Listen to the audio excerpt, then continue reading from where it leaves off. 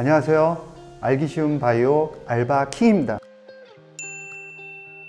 여러분들 유전자 치료제, 특히 이제 바이오에 대해서 종목들을 투자하기는 굉장히 무섭다 이러신 분들이 많으신데요. 그래서 하나의 대안이 될 수 있는 유전자 ETF에 대해서 이번 시간에는 알아보도록 하겠습니다.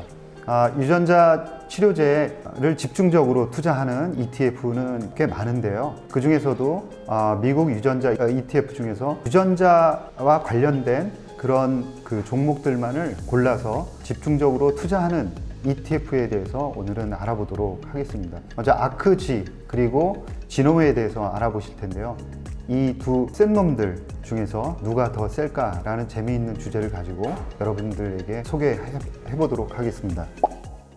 한 50개 정도의 바이오 관련한 ETF들이 있습니다. 그 중에서 제가 골라보니까 유전자 치료제에 특화해서 집중적으로 투자하는 그런 ETF는 두 개를 골라볼 수 있을 것 같아요. 다른 ETF들은 대형 종목이라든가 아니면은 종목을 너무 벌리는 거죠. 100개 이상 벌리기 때문에 집중적으로 유전자 치료제에 투자한다 이렇게 보기에는 약간 어려운 ETF들도 있는 것 같아요. 그래서 여러분들이 향후 바이오가 장기 성장할 것이다 이렇게 이제 생각하시면서 그 목적에 맞게 집중적으로 유전자 치료제에 투자하고 싶은 ETF를 고른다 그러면 아크지와 지놈을 고를 수 있을 것 같습니다. 자, 그럼 지금부터 두 ETF에 대해서 알아보도록 하겠습니다.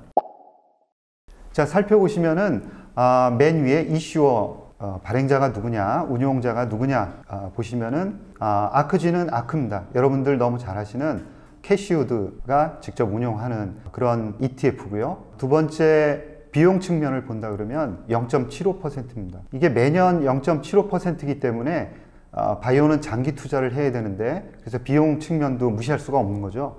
옆쪽에 보시면은 지놈은 0.5% 약간 이제 높습니다. 1년 단위로 보면 그렇게 높지 않다고 생각할 수 있을 수 있는데 장기 투자라 그러면 아무래도 신경 쓰일 수밖에 없는 거죠. 그러나 결정적인 포인트는 아니다 이렇게 이제 생각을 하고요. 이제 발행한 이제 날짜를 보면은 2014년이기 때문에 지놈보다는 어느 정도 AUM이라든가 볼륨 이런 쪽이 크게 나오고 있습니다. 반면에 지놈을 보시면은 여러분들 익숙한 이제 이름이 나오는데요. 미래에셋 글로벌 인베스트먼트, 즉 미래에셋이 발행자가 되겠습니다. 그리고 비용 측면은 여러분들이 조금 전에 이제 말씀을 드린 대로 0.5%이기 때문에 아크지보다는 경쟁력을 가지고 있다 이렇게 볼 수 있고요. 둘 다 그렇습니다. 성장형으로 액티브하게 운영되고 있습니다. 뒤에 살펴보겠지만 전략에서 조금 다르습니다. 인덱스 트래킹 하는 게 그 아크지에서는 액티브, 그야말로 매니저의 생각대로 이제 운영이 되는 거고요. 지놈 같은 경우에는 솔라티브 지노믹스라는 인덱스를 트래킹하고 있습니다.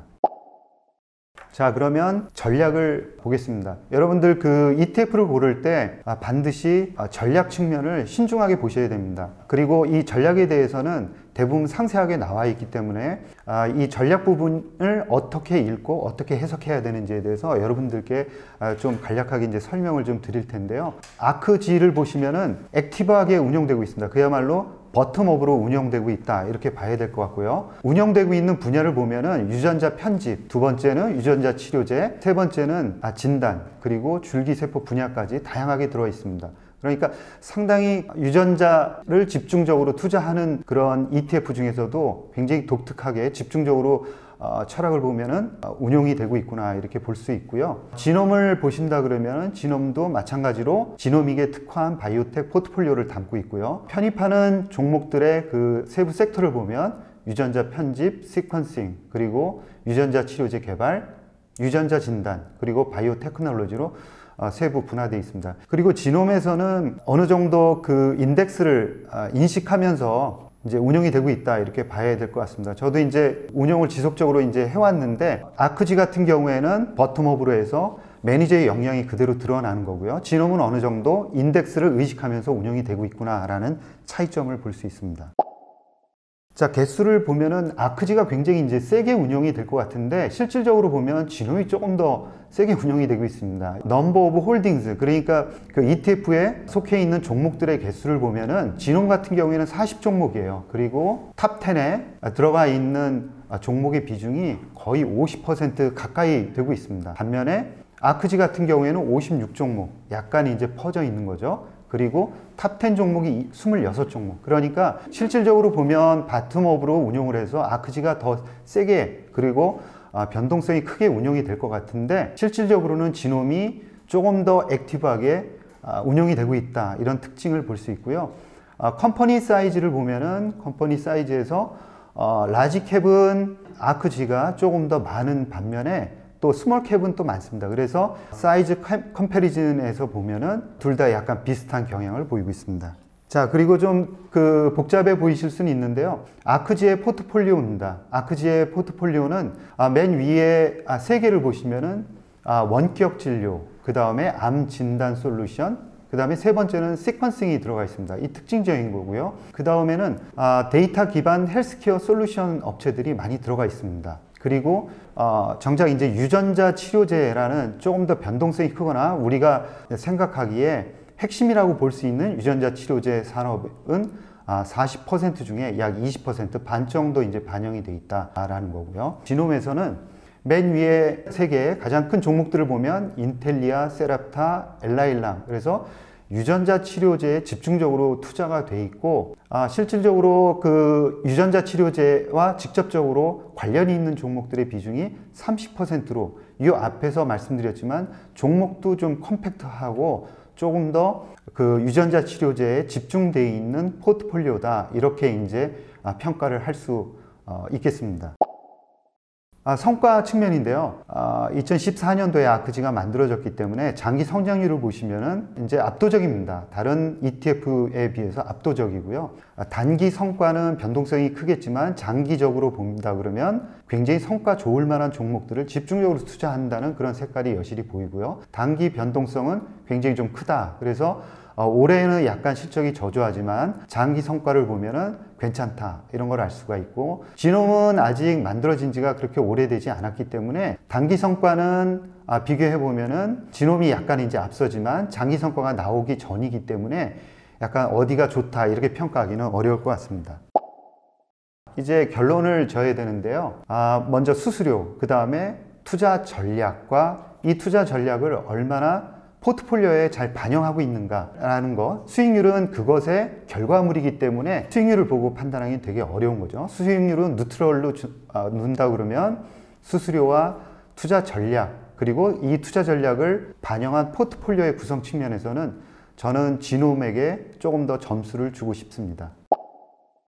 자, 이제부터 여러분들께서 미국 유전자 ETF를 고르실 때는 수수료와 투자 전략, 그리고 그 투자 전략이 포트폴리오 구성에 얼마나 잘 반영되어 있는지를 평가하셔서 고르시면 좋으실 것 같습니다. 감사합니다.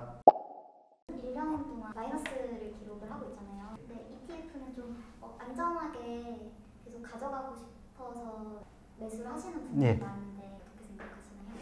이게 그래서 ETF도 아크지 같은 경우에는 앞단에 이제 설명드린 거대로 그야말로 약간 액티브 이제 펀드라고 보시는 게 오히려 성격상 맞을 것 같습니다. 진홈은 말씀드린 대로 셀렉티브 지노믹스라는 인덱스를 트래킹하고 있기 때문에 어느 정도 시가총액이라든가 종목별 구성 비율, 이런 것들을 맞춰서 운용하는 그런 시스템이라고 볼 수 있을 것 같거든요. 그래서 아크지는 ETF지만 어느 정도 이제 액티브 펀드하고 비슷하게 운용이 된다라는 거고요. 제가 이 두 ETF를 설명을 드린 거는 조금 더 유전자 치료제에 집중적으로 투자를 하고 싶다라는 생각을 가지신 분들에게 이제 두 ETF를 설명을 드린 거고, 이 두 ETF가 가장 유전자 치료제와 맞는 포트폴리오를 구성하고 있다라는 거예요. 그래서 이 외에도 이제 색깔은 바이오 ETF지만 대형 종목을 집중적으로 매수해서 가지고 있는 ETF라든가 아니면 종목을 100개 이상 넓힌 그런 ETF들은 상당히 안정성이 있습니다. 그렇지만 유전자에 집중적으로 투자하는 ETF라는 성격에는 조금 맞지 않지 않나라는 생각을 갖고 있습니다.